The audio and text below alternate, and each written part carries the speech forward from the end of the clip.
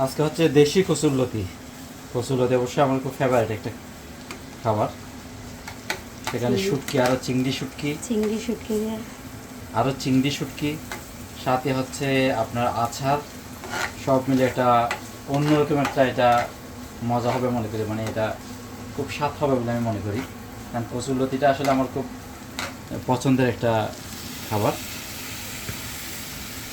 এটা দেশি কচুরলতি, বাংলাদেশ থেকে আসছে।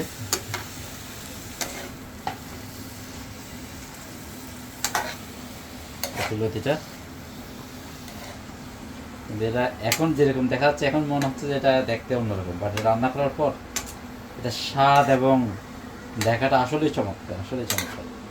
আমরা এখানে তেমন বেশি স্পাইস দেওয়া হয়নি, মোটামুটি হালকা স্পাইস আর এই চিংড়ি শুটকি আর আচার দেওয়া হয়েছে।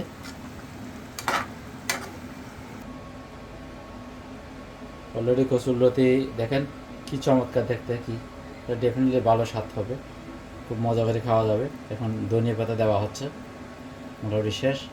এরপর এখন আমরা খাওয়া দাওয়া শুরু করে দেবো কচুরলতি দিয়ে।